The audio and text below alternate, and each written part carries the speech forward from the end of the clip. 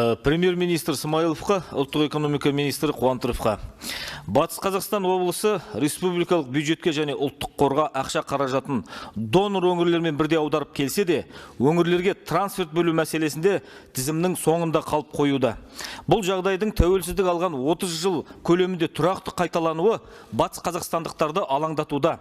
Анықтама ретінде Батыс Қазақстан облысы республикалық бюджет пен ұлттық қорға 2022 жылы 1 триллион 758 миллиард 500 миллион аударса, ал трансферт ретінде алғаны бар жоғы 207,8 миллиард теңге. Бұл мемлекет басшысы Тоқаевтың бюджетті әділ бөлу туралы тапсырмасына тікелей қайшы келіп отыр.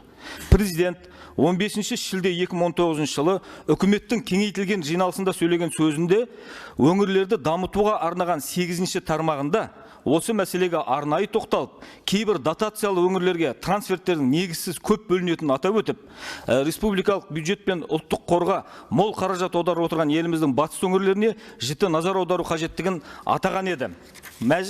Мәжіліс сайлауы өтіп жатқан кезде 2023-2025 жылдарға 3 жылдық бюджет бекітіліп кетті. Батыс Қазақстан облысының сұранысы әдеттегідей 28%-ға ғана қанағаттандырылуы салдарынан облыс тұрғындары тағы да көп игіліктерге қол жеткізе алмайтын болды. Салыстырмалы түрде айтатын болсақ, дотацияда отырған оңтүстіктің кейбір облыстарының сұранысы 130%-ға дейін қанағаттандырылғандығын атап өткім келеді. Бюджеттің әділ бөлінбеуі салдарынан Батыс Қазақстан облысының қарапайым тұрғындары зардап шегуде. Оған бір-екі мысал келтіретін болсақ, Қазақстандағы ең сапасыз жолдар жағынан Батыс Қазақстан облысы бірінші орында тұр. Сол себепті де 2022 жылы Әлихан Асханұлы сізді президент дәл осы Батыс Қазақстан облысына жол мәселесімен арнайы жолдаған болатын, бірақ өкінішке қарай одан ешқандай нәтиже болмады. Электр жүйелерінің тозуы 82%-ға дейін жетті. Батыс Қазақстан облысының орталығы Орал қаласын жарықтандыру үшін биылғы жылға ұсынылған 1,8 миллиард теңгеге 7 жобаның ешқайсысы да үкімет тарапынан биыл қанағаттандырылмады. Қазақстан бойынша ең сапасыз мектептер де Батыс Қазақстан облысында. Мысалы, жалпы білім беретін мектептердің 53,5%-ы 1980 жылға дейін, ал кейбір мектептеріміз 1941 жылға дейін салынған. 115 мектеп бейімделген ғимараттарда орналасса, 48-і саман тастан салынған ғимараттарда орналасқан. 21 ғасырда Батыс Қазақстан облысында ағаштан тұрғызылған мектептерде де балалар білім алып жатқан айту тіптен ұят. Жалғыз ғана ұялмайтын бір нәрсеміз бар, ол оқу деңгейі жағынан Батыс Қазақстандық оқушылар республикада жоғары деңгейде.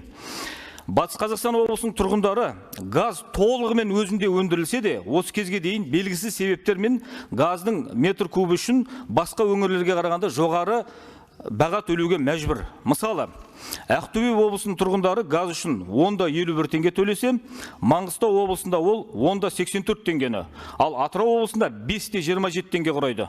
Енді осы баға Батыс Қазақстан облысының тұрғындары үшін неге екені белгісіз, Қазтрансгаз аймақ акционерлік қоғамымен 16,78 теңге болып бекітілген. Яғни Батыс Қазақстандықтар көршілес Атырауға қарағанда 3 есе көп төлеуге мәжбүр. Бұндай мысалдарды көптеп келтіруге болады. Бұл жерде бір ғана нәрсе анық әрі айқын. Ол Батыс Қазақстан облысы республикалық бюджетке қаражат аударудан тізімнің ең бас жағында тұрсақ, алуға келгенде ең соңғы орында қалып қоя береміз. Бұл туралы, яғни бюджетті әділ бөлу туралы осыдан 4 жыл бұрын президент біздің облысты мысалға келтіріп тұрып, өзі арнайы тапсырма берген болатын. Атап айтқанда, сөзбе-сөз келтіре кетейін. Поручаю правительству и акимам до 1 сентября пересмотреть механизмы формирования трансфертов, сделав их более прозрачными, эффективными и справедливыми. Осы тапсырманың берілгеніне 4 жыл уақыт өтсе де, үкімет оны орындамады. Ал зардабын қарапайым Батыс Қазақстандық тұрғындар көруде. Осы аталғандардың негізінде премьер-министр мен экономика министрінен бюджетті бөлу мәселесінде 30 жыл бойы қалыптасқан келеңсіз тәжірибеден бас тартуда. Жалпы бюджет бөлу мәселесіне жершілдік пен ала қойды бөле қырқуды қоюды. Егер оны қоймайтын болсақ, жалпы әділетті Қазақстанның ауылы алыстай түспек. 2023 жыл мен 2025 жылдарға бекітілген бюджетке Батыс Қазақстан облысына трансферт бөлу мәселесі бойынша түзетулер енгізуді сұраймын.